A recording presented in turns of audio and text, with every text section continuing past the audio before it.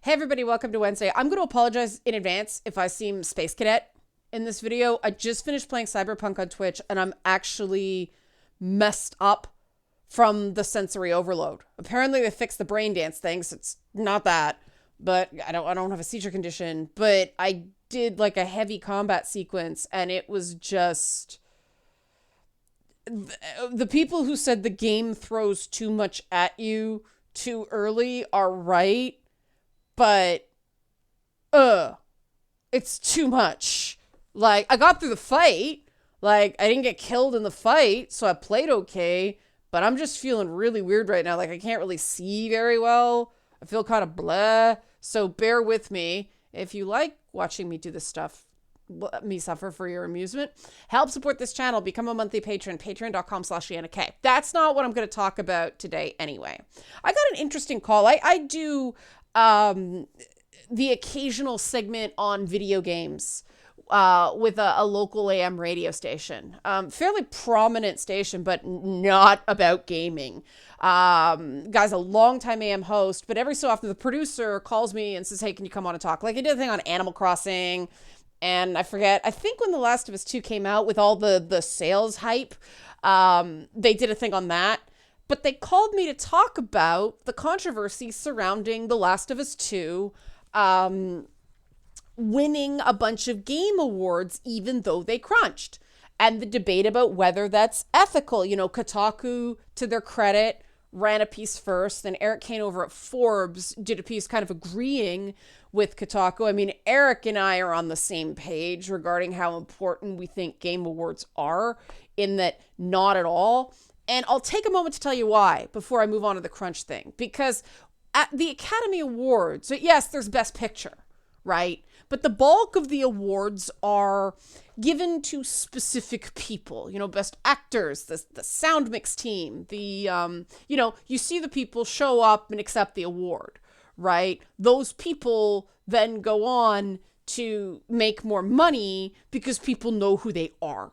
That's sort of, and if a smaller film, if like an art house film gets a Best Picture nomination, or even an acting nomination, it helps promote the movie. The Game Awards are different. Occasionally there'll be a game like Hades that gets a lot of profile, even though it's indie. And so they're going to get a big boost, Control as well. But there's like one of those games every year. Usually the games are pretty successful to begin with. And winning a bunch of awards because the game's already been out for a while doesn't do a heck of, like, maybe they can do like a Game of the Year edition or whatever. But I mean, anybody who wanted to play The Last of Us 2 has already played it, right? Like, it was mad hype and then drop off. But I think that, interestingly, Naughty Dog going for that may have hurt them in the long run, because what it did, based on my experiences with this AM radio station, is just called attention to the fact that they crunch. And it gives people like me opportunities to educate the public on the fact that they crunch.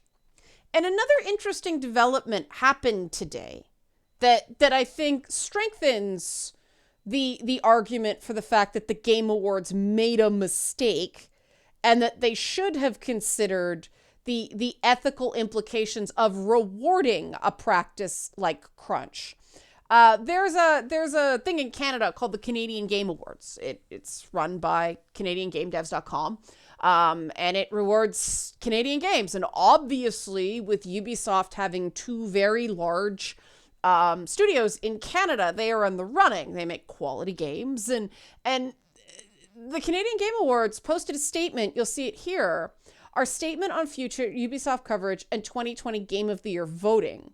Long story short, the CanadianGameDevs.com have stopped reviewing Ubisoft titles and won't be considering any of Ubisoft's 2020 titles for any categories in their Game Awards. And long story short, the reason is because of the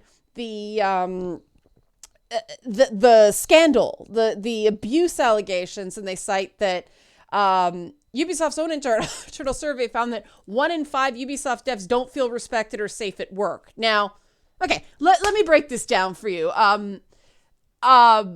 Ubisoft before this actually turned down a Studio of the Year nomination from the Canadian Game Awards. So Ubisoft, to their credit, said, no, this, we can't accept this under the circumstances.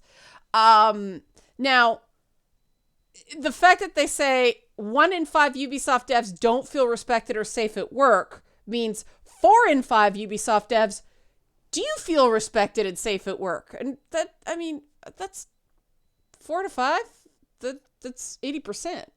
And we can't 1 in 5. Like, I'm not sure that more than 80% of people at any large company feel respected at work. They're big companies. It's 2020.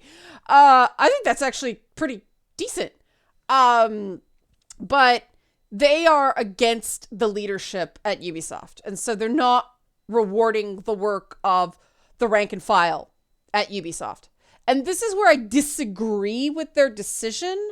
I think you can go, you can cover the abusive practices and you can cover what you believe to be an abuse of power, but don't punish the rank and file people making games that people enjoy because of the bad behavior of the higher ups. The rank and file at the company can't do anything about that. You're punishing the victims for this. However, I do give CanadianGameDevs.com credit for taking a principled stance. I don't have to agree with their stance to respect the fact that they've thought about this and made the choice that's right for them. I'm not quite sure how their awards work. I know they exist, but I hadn't looked into whether it's a jury or whether it's fan vote or whatever, because personally, I think you put them in the running, you let the jury decide for themselves whether, individual titles deserve this or whatever. Like you put it in, and that's a factor. But they even say in the article that they're pretty sure that this, stuff happens at other studios too. They just hadn't gotten caught. And I'm like, I'm not sure I buy into that ethical reasoning. However, again, I don't have to agree with it to respect that they took a position. What the Game Awards did is threw a bunch of trophies at a company that, abused their staff in a totally different way. Like 70% of senior staffers left between Uncharted 4 and Last of Us 2. And this is where I, as a woman, I'm hitting that cliche. It's not just being female. It's not that. As somebody who has been in situations for work where I didn't feel safe at the time. One that's funny in retrospect was when I was staying alone at E3. I was down there all by my lonesome that year. And so I go back to my hotel room and it looked like there was a guy with a mohawk standing in my bathroom. It turned out it was a Mirror Takeover ad for Sunset Overdrive. But that moment of, heart stopping, oh my God, that's one of those moments where it's like, yeah, they didn't think about women there working alone.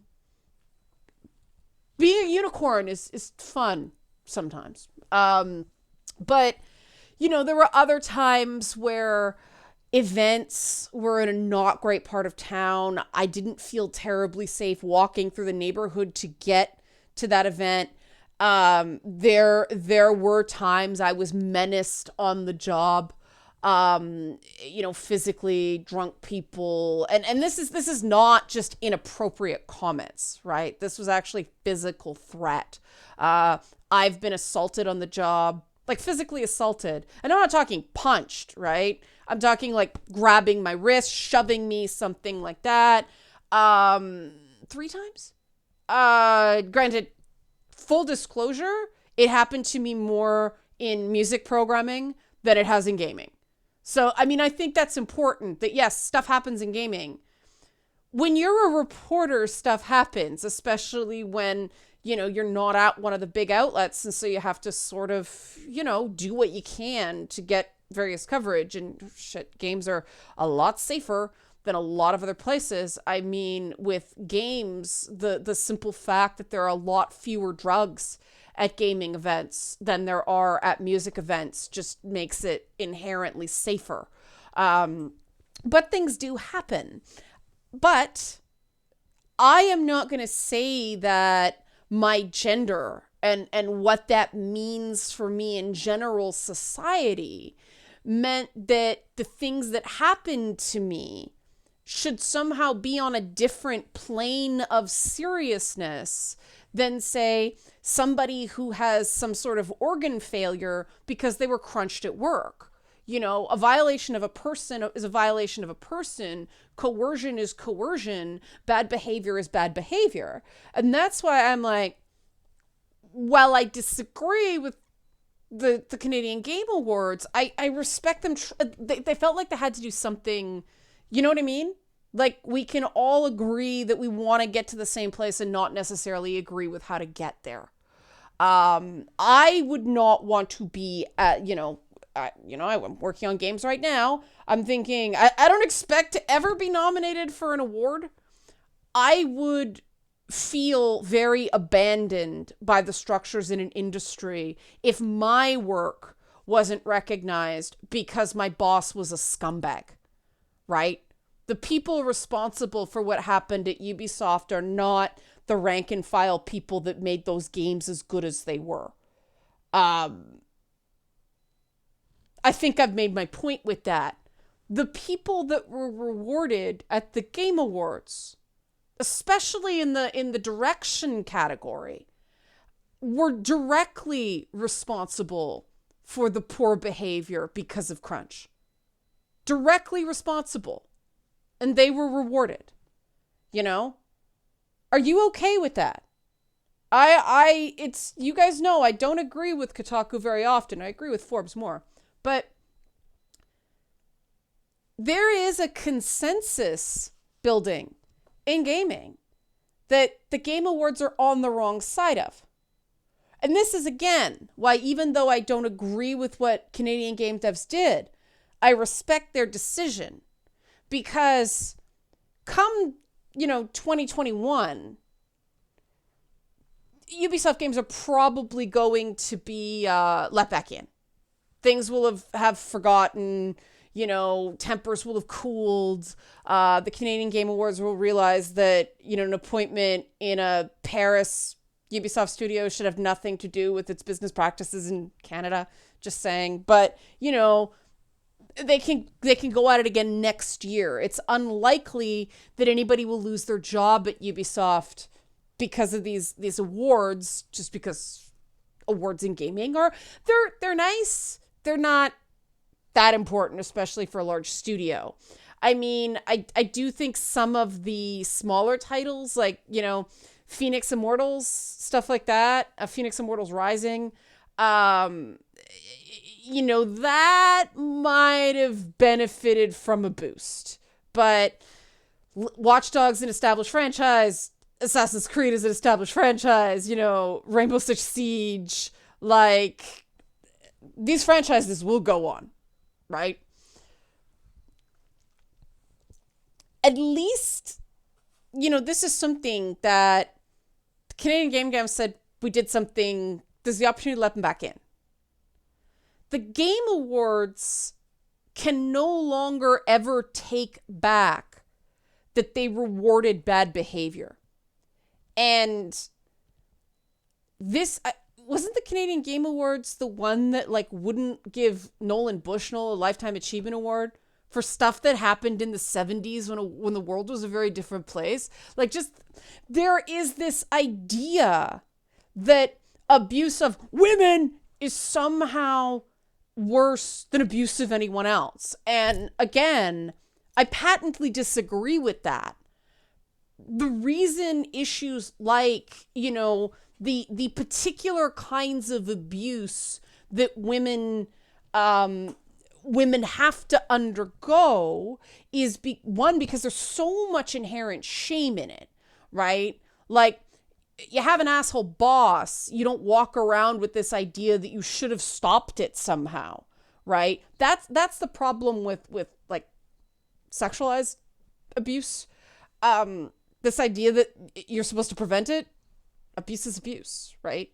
Um, and that still does linger with a lot of people. There's a lot of guilt. There's a lot of blame. And I'm not saying that if you're the victim of other sorts of abuse, you don't feel that. It's just that's just one component of why this sort of thing gets singled out. The other reason it gets singled out is just because of how common it is, right? And how difficult it is to prove. Because in a lot of cases, it's a question of consent and whether the attention was, encouraged or actively discouraged or whatever, as opposed to whether or not the contact or the attention happened, as opposed to very few people consent to be, say, punched in the face, right? But crunch is in that dubious consent sphere, right? This idea that, well, what if they love their job? And you talk to rank and file developers. I don't know of a single game dev, myself included, who believes that we love our job more because we're willing to work 16-hour days sometimes. You work a 16-hour day because you're panicked that the project's going to tank. You don't work a 16-hour day because you love your work. And yes, there are coders that do. Because, this is one of the things that came up on the radio. What about, these directors that throw themselves into the work, or, method actors or things like that? And the answer I gave was they are choosing to do that themselves. When a game studio crunches, it's the equivalent of every camera person, every sound tech having to work those long hours alongside, the director. Whereas in movies, one editor comes in, another editor comes out. Director can, knock themselves out all they want. They're not taking anybody else with them. Crunch is different because the thing about crunch is that you get caught up in this workflow cycle. And I'm speaking from experience here. You don't want to do it. And if it was just a question of standing up to the boss, you'd say, I'm not doing this, fire me. What you think of is your colleague that you like very much, who needs the work that you need to provide them because they're under the same deadlines that you are. And if you don't get this done, you don't just screw up you screw up the colleague that you like working with. And even though they'll understand, they're still hosed, right? That's what perpetuates the cycle of crunch. That's why people don't speak up and just say no. And that's why it needs to have external pressure. This can't be some, organized labor uprising, because that requires people to rise up. And for the reasons I just outlined, that's not going to happen in this case. There needs to be enough public pressure, the same way there is with abuse of a sexualized variety, that punishes the whole company. Because let's face it, a lot of the guys responsible for this stuff, a lot of the guys turning a blind eye to this, they're narcissists. And so they don't care about anybody but themselves. And so again, like I said, I don't agree with what they did because you're punishing the victims. However, it's a principled stance. And I do think, and some of you might right now may be going, Leanna, how can you say the Game Awards should have done something, but Canadian game devs did something and you don't agree with it? Well, there's a happy medium in between, right? Don't nominate them for Game of the Year, and don't nominate them for directing. Reward subcategories. Because the sound designer wasn't sexually harassing anybody, okay? The sound designer, the combat design, those individual departments that were too low down the pecking order to be involved in the Ubisoft scandal, they still deserve their due if they did a good job. Individual performers still deserve their due. don't throw the baby out with the bathwater. And I think somebody came to my door. Oh, that's interesting. Anyway, I'll finish up the video. Pardon the barking dog. The show must go on. And there is a happy medium. I don't begrudge Laura Bailey's win. Again, I'm not necessarily sure that that's what I would have gone with, but you guys know I'm just totally biased in favor of Ghost of Tsushima. Although, I admit, the narrator from Hades, badass voice. Really, I'm forgetting his name right now. I can see his face, but I'm forgetting his name. But the narrator in Hades, pretty damn great. Not gonna lie. Give Laura Bailey her due. Woman got her ass for working. Right? It's not her. I don't like Abby character, but other people did. That's fine. She didn't crunch anybody, right? The Innovation in Accessibility Award, totally deserved. It's the awards directly related to treating your staff poorly. Game of the Year and Best Direction and anything of that sort that they should not be eligible for. And that's what I think Canadian game devs should have done as well, regarding punishing Ubisoft management without punishing the Ubisoft rank and file. There's an in-between here that both award shows missed.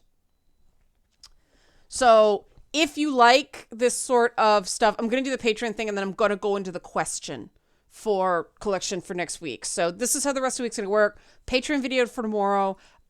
Feedback Friday is going to be about the content this week. Next week is going to be the beginning of feedback, and that's going to run for 2 weeks, I think. I'll have to check the calendar, but yeah. Help support this channel. Become a monthly patron. Patreon.com/LeannaK. And boss fight next week. More on that on Monday as I get closer. Okay, so the question for the week. If you could change one thing about the debate surrounding gaming, what would it be? If you could take something out, put something away. And I'm really looking for specifics here. Like, I'm not looking for less woke shit. Okay, that doesn't tell me anything, right? No, keep politics out of gaming. Specific things that could be done better, like the example displayed by this video. Don't reward companies who crunch. One of the things I know I'll be doing into the new year is more things that let gamers talk, that let you guys feel like you've been heard and recognized. Not only because you like it, but because I think there's a healing element to it that is undeniable. There is a lot of trauma floating around among gamers. And people came into gaming with that trauma. And unfortunately, games get blamed for that trauma. Instead of, games being something that may help somebody cope with the trauma, but don't take the trauma away. And I'm toying with the idea of doing a series on trauma because it seems like it's necessary, whether it's an interview series or something more scripted, like, Lady Bits, I don't know, but it's just something I'm toying with. I'm going to finish Boss Fight first, of course. But that's where it seems like I can do something that other people can't. But there's also the very fact of being seen and heard. And I think that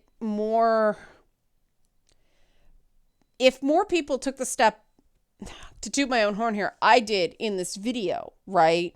Going, I don't agree with you, Canadian game devs, but I respect your principles, even if I don't agree with your execution, right? If more people did that, I think we could have really productive dialogues. But there's this reactionary element to discussions around gaming that just are an impediment to common understanding. I mean, the one I'm getting all the time is if I don't agree if I push back on someone at all and I say like, no, I'll talk to you, stop swearing at me, or I'm going to cut off the conversation. You fucking hypocrite. You talk about fucking empathy and then you fucking do this. Empathy doesn't mean taking someone's shit, right? Empathy doesn't mean agreeing.